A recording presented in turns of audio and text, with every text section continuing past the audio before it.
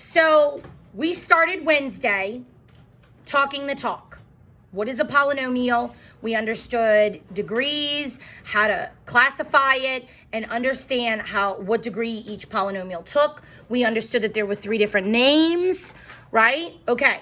Then we came in yesterday and we said, let's use that verbiage that we learned, and now let's add and subtract those things, right? And so we learned it was all about combining like terms, things that look the same. Today, we're going to actually multiply them, okay? So if you look at our first example, I'm going to take you way back to 6th grade, okay? And does this look familiar? This model right here, letter A. This right here. Does anybody know what that's called? Right. Tape diagram. It's a sort of a tape diagram. What do we call them? Box method. Some people call it box method. It's an area model, right? Because if you think about it, you're basically taking this times this to get what's inside the box, and that's the area of that section. So it's an area model, and it was a way for teachers to break down multiplication in a visual, for kids to organize the steps of a big multiplication problem and get the answer. So if you notice, like 20 times 2 is 40, 20 times 40 is 800, 20 times 300 is 6,000. Then they did the same thing with the second row. 3 times 2 is 6, 40. So I want to use that same logic with polynomials. So anybody ever heard of a Punnett square? See now, isn't it kind of the same thing? Like you've got your mom up here, you got your dad here, and you're cross-referencing blue and brown eyes to see what genetics they'll have. Same exact process. So let's think here. Let's pretend that this is dad, and let's pretend that this is mom. Let me use my pen so it's a little bit clearer for y'all to see. So how many columns would I need to represent dad? 3. So draw 3. Okay, and how many rows would I need to represent mom? 2. Is that right? Now, disclaimer here. I have never been taught on area models. I understand how they work, but I have never done polynomials like this. So I am just as fresh as you. You're probably way better than me because you've done them before. So I'm going to put dad's terms up here. So I'm separating them by terms. You see how I did that? Now, I did it like a Punnett square because I'm used to seeing it like that. Doesn't that look a little more efficient? I like it better like that. So then what you did was you multiplied this times this to figure out what's in the box. So what is this times this? 6x squared. Now, see, we pause because you remember, man, there's something I have to remember. Look at Miss Blanchard. Boom, right behind us, all your exponent rules. Okay? You've got to go back to that. So when we're multiplying exponents, we have to add them. Yesterday, we didn't touch the exponents, and we didn't touch the letters. Today, you are. So you've got to be careful with that, okay? All right, so what would this box be? Squared, because it's this times this. Okay, what is this times this? 8x squared, very good. And then 4x times 3. 12x, and then this would become 4x, and this would become 6. Now that you have it all multiplied, you combine terms. So what's my highest exponent? The 3. So I'm going to write that first. It doesn't pair with anything, so I'll cross it out. So now the next one, 2. So these two get added together to give me 17x squared. And then these two add together to give me 12 and 4 is 16x. And then the 6 is by itself. And look at that. I've just multiplied a polynomial. Check for standard. 3, 2, 1, 0. Box it in. All right, let's look at the next one. Let's step away from the whole idea of mom and dad here, right? How many terms do I have here? How many here? 3. So I need what shape box? 3 by 3. Very good. So go ahead and draw a 3 by 3 box.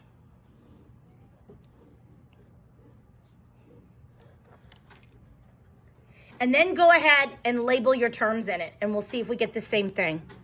Because remember, I'm learning too.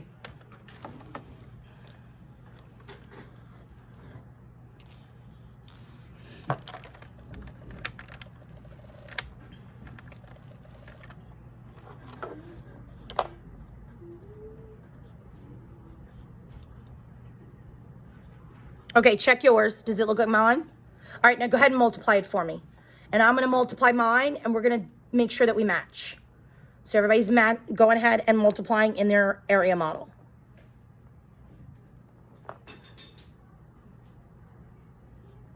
Be careful of your exponent rules.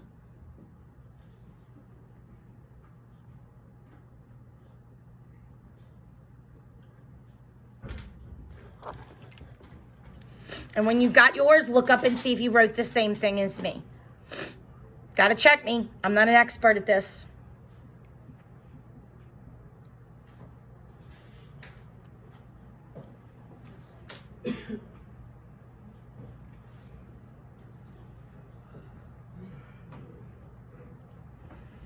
Are we good? Okay, so now what do we have to do? We have to put it in order. So what's our highest exponent? 4. So I'm going to write that. It doesn't combine with anything, and then I cross it out. All right, then what? 3. So these add together to give me 12x cubed. Good. Then I go to squared, and what do I get? 10, 11, 12, 13x squared. Got to add them all together, guys. And then the 10x and the x, 11x, and then the 1 hangs on at the end. Is that a polynomial? Yes. How many terms does it have? 5-term polynomial. Very good. All right, so turn the page. Now do one on your own. So do D. I'm going to give you about a minute.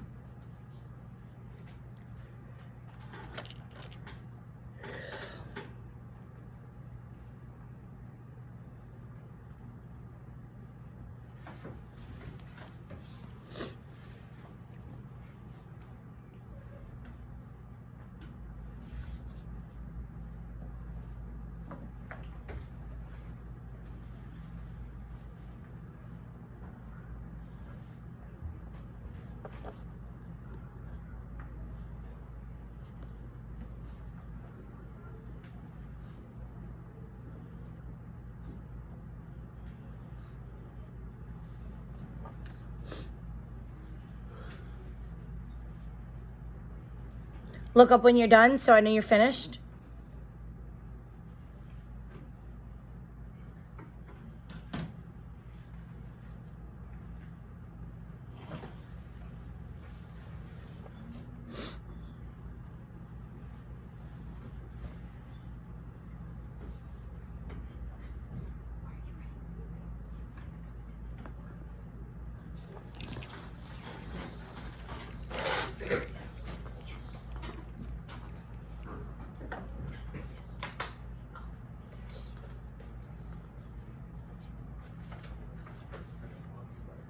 Okay, so talk to me about this method. Easy. It is easy. What else can you say about it? Did it strike anything familiar to you, what you were doing? Like, if I really look at this, because I thought about this when I was actually practicing them, I'm taking this and I'm multiplying it to this piece, this piece, this piece. Then I'm taking this, I'm doing distributive property.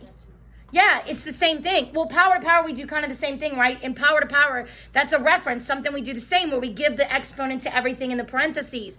It's the same thing as distributive property. So what if instead of drawing this whole model out, because that takes what? Time. We just use distributive property to do the same thing. So in true Eureka fashion, our first example is the hardest example. But that's okay because the ones we're going to do after are going to be much easier. So look at exercise 2. Notice it's 2 polynomials. It's actually 2 trinomials that we're multiplying together. So instead of doing the box method, let's use distributive property. The whole concept of just taking this 3x squared and multiplying it by each piece in this one. Then take an x and multiplying it by each piece. Then take a -1 and multiplying in each piece. Then you get this big long polynomial. What you got to do with it? Combine your terms. You got your answer. So let's try it, okay? So here we go. First one. 3x squared times x to the 4th. 3x to the 6th. Very good. 3x squared times -2x. -6x to the 3rd. Remember, we got to keep using our exponent rules the whole time. 3x squared to 1.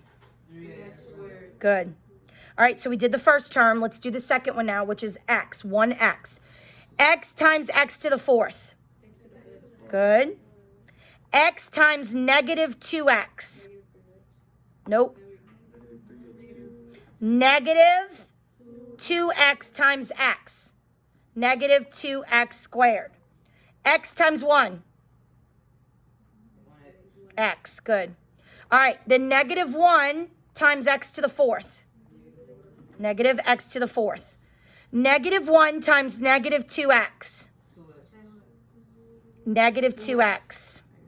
X times 1. X. Y'all confusing me. -1 times -2x is -2x. And then -1 times... It's positive, you're right. And then -1 times 1 is -1. Okay, so we've got this long problem. So what do we do now? Combine terms. So does anything go with the 6? No. Anything with the 3? No. Anything with the 2? Yes, so I'm going to combine those. Anything with the 5? No. Anything with the x to the 1 power? Yes, I see 2. Nothing with the 4th, nothing with the -1. So now what we have to do is put it in standard form. So what goes first? 3x to the 6th, then what? X to the 5th, then what? -6x to the 3rd. I'm going in order of the exponents. 3 minus 2. 1x. But I'm just going to write x because that's all I need. X plus 2x. X plus 2x. 3x. Look, we forgot x to the 4th. We got to shove it in here. -x to the 4th goes right there. And then the -1. And you have your answer. So I would just rewrite it if I was on a test. But see how when I forgot the x to the 4th, I caught it when I was going through it left to right? That's what you got to do. So, okay. The first reaction last hour was about Miss Blanchard. This was just as long as the other method. 90% of the problems are not going to be this long. Okay? So this is what we're going to do. Let's step out. What are the things we just did?